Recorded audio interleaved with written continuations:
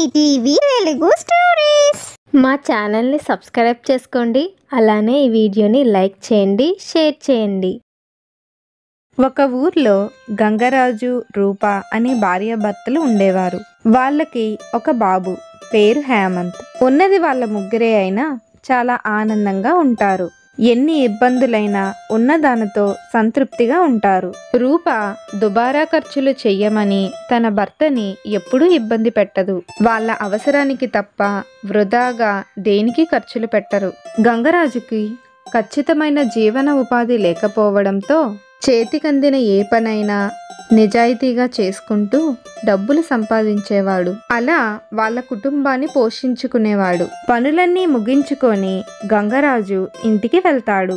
ఆ రోజు సాయంత్రం వాళ్ళు ఆరు బయట అరుగు మీద కూర్చొని మాట్లాడుకుంటూ ఉంటారు. రూపా, రేపు మన బాబు హేమంత్ పుట్టినరోజు కదా. సాయంత్రం నేను ఇంటికి వచ్చేటప్పుడు సరుకులన్నీ తీసుకొచ్చాను. వాడికి ఇష్టమైన వంటకాలన్నీ చేసి పెట్టు. సరేనండి. ఎంతైనా వాడు మనకి ఒక్కగానొక్క కొడుకు. వాడి కోసం కాకపోతే ఇంకెవరి కోసం వండుతాను. వీడి పుట్టినరోజు మనకి ప్రతి సంవత్సరం ఒక పెద్ద పండుగ. ఇలాంటి మంచి రోజున వీడిని ఆశీర్వదించడానికి మీ తరపున వాళ్ళు, మా తరపున వాళ్ళు ఎవ్వరూ లేరు.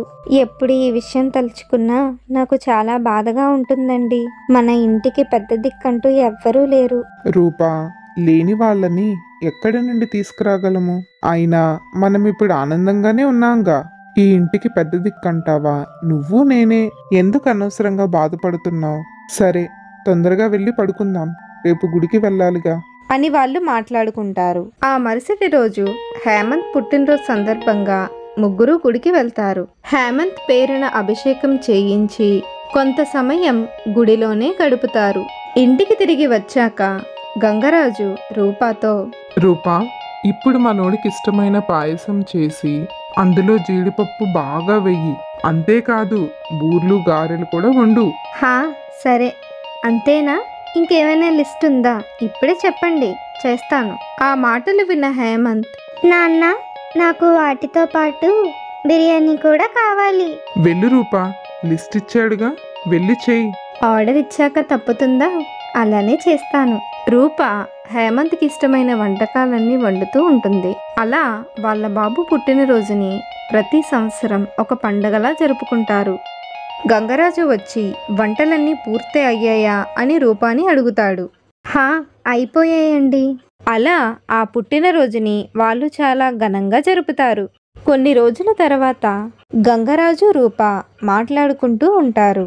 అదే సమయంలో వాళ్ళ ఇంటి ముందుకి ఒక వ్యక్తి వచ్చి వాళ్ళని పిలుస్తాడు. ఏవండి, ఇంట్లో ఎవరైనా ఉన్నారా? ఒకసారి బయటికి రండి. ఆ మాట వినగానే వాళ్ళు బయటికి వస్తారు. ఎవరయ్యా? ఎవరు నువ్వు? ఎవరు కావాలి మీకు? నా పేరు రమణ. పని కోసం వెతుక్కుంటూ ఈ ఊరు వచ్చాను. పని కోసం ఎక్కడికి వెళ్ళినా ఎవరూ ఇవ్వడం లేదు. పిల్లలు గల వాడిని. ఇలా ఏ పని లేకుండా ఉంటే కుటుంబాన్ని ఎలా పోషించగలను? మీ దగ్గర ఏమైనా పనుంటే దయచేసి చూపించండి అయ్యా. మీ పేరు చెప్పుకొని బతుకుతాను. సరే, ఏదొక పని చూపిస్తాను. ఇప్పుడు సాయంత్రం అయిందిగా, రేపు పొద్దునరా. చాలా దూరం నుండి వచ్చానయ్యా.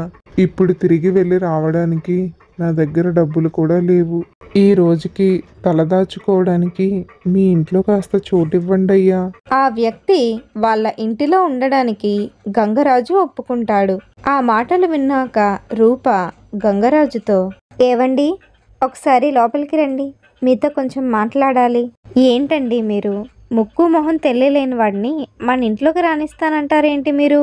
అసలు అతను ఎవరో ఏంటో కూడా మనకు తెలీదు. పనిప్పిస్తానని ఎందుకు ఒప్పుకున్నారు? రేపు పొద్దున్న అతన్ని పనిలో పెట్టుకుంటే అతని వల్ల ఏదైనా సమస్య వస్తే అది మీ మీదకే కదా వస్తుంది. ఏంటండి ఇలా చేస్తున్నారు? కాస్త ముందు వెనక ఆలోచించాలి కదా. అతను పని కోసం తిరుగుతూనే ఉన్నాడు. ఎక్కడా పని దొరకకపోవడంతో ఎలాంటి ఆదాయం లేదు. అతని పెళ్ళం పిల్లల్ని ఎలా పోషించగలడు? ఒకసారి అతని స్థానంలో ఉండి ఆలోచించు. కుటుంబాన్ని ఎలా నెట్టుకొస్తాడు అని రూపాకి నచ్చ చెప్తాడు గంగరాజు. గంగరాజుకి దొరికిన ప్రతి పని రమణకి కూడా ఇప్పిస్తాడు. రమణ కూడా ఎంతో నిజాయితీగా పనులన్నీ చేస్తాడు. అలా గంగరాజు వల్ల రమణకి జీవనోపాధి దొరుకుతుంది. రమణ పనిని గమనించిన యజమాని ఒకరోజు గంగరాజుతో ఇలా అంటాడు. ఏమిటోయ్ గంగరాజు, నీ వాడు చాలా బాగా కష్టపడుతున్నాడు. చెప్పిన పని కన్నా కాస్త ఎక్కువగానే చేస్తున్నాడు. అప్పుడు గంగరాజు, అవునయ్యా, మా వాడు బాగా కష్టపడతాడు. పని పూర్తయ్యేంత వరకు ఆ పని చేస్తూనే ఉంటాడు. ఎంత సమయమైనా పని పూర్తి చేసి గాని ఇంటికెళ్ళాడు. ఏమోయ్ రమణ, అన్ని డబ్బాలు ఎందుకు ఒకేసారి మోస్తున్నావు? రెండు మోస్తే అవ్వదా? పర్లేదయ్యా, నేను ఇవన్నీ మోసేయగలను. నువ్వు ఎంత ఎక్కువ మోసినా కూలీ డబ్బులు మాత్రం నీకెంత ఇవ్వాలో అంతే ఇస్తాను, గుర్తుపెట్టుకో. అలాగేనయ్యా. అలా గంగరాజు తనకి దొరికిన ప్రతి పనిలో రమణకి పని పెంచడంతో ఇద్దరూ కలిసి పనులు చేస్తూ ఉండేవారు. అలా వాళ్ళిద్దరి మధ్య స్నేహం బాగా పెరుగుతుంది. వాళ్ళ ఇద్దరి కుటుంబాలు కూడా కలిసిపోతాయి. వారి ఇద్దరి స్నేహం ఇలానే ఉంటుందా, లేకపోతే గొడవలకి దారితీస్తుందో అది మనం నెక్స్ట్ ఎపిసోడ్లో తెలుసుకుందాం. రమణ వల్ల గంగరాజు జీవితంలో చాలా మార్పులు వస్తాయి. వాటి కోసం కూడా మనం వచ్చే భాగంలో తెలుసుకుందాం. ఒక ఇంట్లో అంజమ్మ, లత అనే అత్త కోడళ్ళు ఉండేవారు. ఒకే ఇంట్లో ఉన్న వారిద్దరికి క్షణం కూడా పడేది కాదు. రోజు ఏదో ఒక విషయం మీద అలా గొడవ పడుతూనే ఉండేవారు. ఇంట్లో అలా తేరగా తిని కూర్చునే బదులు బయటకి ఎక్కడికైనా పనికి వెళ్ళొచ్చు కదా. అలా ఎంతకాలం ఇలా తెస్టేసుకొని కూర్చుంటాదో. మీరేదో పెద్ద బయటికెళ్ళి ఉద్ధరించినట్టు నాకు చెప్తున్నారేంటి? మీరు మర్చిపోయారేమో, ఈ విషయంలో నాకన్నా సీనియర్ మీరే. ఇలా కూర్చొని తినే అదృష్టం నాకే ఉంది. నాకైతే మా ఆయన మా కొడుకు సంపాదిస్తాడు కాబట్టి నేను తింటాను. నీకేమైనా మీ అమ్మ వాళ్ళు నెల నెలా పంపిస్తున్నారా? మధ్యలో మా అమ్మ వాళ్ళని ఎందుకు తీసుకొస్తున్నారు? అయినా మీతో మాట్లాడడమే దండగా, చిచి అని చిరాకు పడుతూ లత పెరట్లోనికి వెళ్ళిపోతాది. ఈ ముసల్ది కొన్ని రోజుల నుండి నన్ను ఇలా తింటూనే ఉంది. లాభం లేదు, ఏదో ఒక పని చేసి దీనికి బుద్ధి చెప్తాను. ఏ పని చేద్దామబ్బా అని ఆలోచిస్తూ ఉండగా లతకి ఒక ఐడియా వస్తుంది. ఆ రోజు రాత్రి లత భర్త పని ముగించుకొని ఇంటికి వస్తాడు. ఏవండి, నాకు అర్జెంటుగా డబ్బులు కావాలి, తొందరగా ఇవ్వండి. డబ్బులా? ఎంత కావాలి? హా, 1 కోటి రూపాయలు కావాలి, ఇస్తారేంటి? అసలు నీకు డబ్బులు ఎందుకు కావాలి చెప్పు. హా, ఏదొక దానికి ముందు 50,000 ఇవ్వండి. 50,000? అంతెందుకే, నీకు ఎక్కడైనా అప్పు చేసావా ఏంటి? పెళ్ళం అడిగితే 50,000 ఏంటి, 1,00,000 ఇస్తాను తీసుకో అని అనాలి కానీ ఏంటి ప్రశ్నలు అని లత ఈ రోజు తనకి వాళ్ళ అత్తకి మధ్య జరిగిన గొడవలు శివాకి చెప్తాది. అంతా విన్నారు కదా, ఇప్పుడు 50,000 ఇవ్వండి, నేను కూరగాయల వ్యాపారం పెట్టుకుంటాను. అయినా 50,000 అవుతుందంటే మరీని కానీ చక్కగా ఇంట్లో ఉండకుండా ఎందుకే నీకు ఆ వ్యాపారాలు? శివ ఎంత వద్దన్నా లత మాత్రం పేచీ పెట్టి మరి కూరగాయల వ్యాపారం మొదలు పెడతాది. ఆ తర్వాత రోజు ఉదయం, మనిషి అన్నాక ఏదో ఒక పని చెయ్యాలి, ఇలా అరుగు మీద కూర్చుంటే ఏమొస్తుంది? అయినా నాకెందుకులే, జీవితం అంటే పోరాటం, పోరాటంలో ఉంది జయం. ఎవరినంటుంది ఇది? అయినా నన్ను కాదులే, ఇంత పొద్దున్నే ఎక్కడికి వెళ్తుంది ఇది? అంజమ్మ తనని కాదులే అనుకొని పట్టించుకోకుండా ఉంటాది. లత తాజా కూరగాయలు అమ్మడానికి వీధిలోకి వెళ్తాది. రండి బాబు రండి, తాజా తాజా కూరగాయలు, వంకాయలు, బెండకాయలు, దొండకాయలు, తోటకూర, ఆకుకూరలన్నీ ఉన్నాయి. లత తన తెలివితేటలతో గడుసుతనంతో కూరగాయలన్నిటినీ కూడా అమ్మేస్తుంది. ఆ రోజు సాయంత్రం కోడలి కోసం అంజమ్మ ఎదురు చూస్తూ ఉంటాది. ఏదది పొద్దున్న అనగా వెళ్ళింది, ఇంకా రాలేదు, అసలు దాని ఊసే లేదేంటి? ఎవరి కోసం అమ్మా ఎంతలా ఎదురు చూస్తున్నావు? అదేరా, ఆ వయ్యారి పొద్దున్న అనగా వెళ్ళింది, ఇంకా రాలేదు. ఓ, నీకు చెప్పలేదా? లత ఈ రోజే కూరగాయల వ్యాపారం మొదలు పెట్టిందమ్మా. ఏంటి, అది మొదలు పెట్టిందా? నాకు చెప్పనే లేదు. అందుకేనా పొద్దున్నే పోరాటాలు జయాలు అంటుంది. అప్పుడు శివ లత వచ్చేసరికి ఆలస్యం అవ్వచ్చు అని వాళ్ళ అమ్మకి వంట చేయమని చెప్తాడు. ఆ రోజు రాత్రి లత సంపాదించిన డబ్బులు అత్త ముందు కూర్చొని లెక్క పెడుతూ ఉంటాది. 1 2 3 4 5 10 15. అబ్బా, ఎంత లెక్క పెట్టినా లెక్క తేలడం లేదే. ఇక్కడున్న వాళ్ళు ఎప్పుడన్నా ఇన్ని డబ్బులు చూసారేంటి?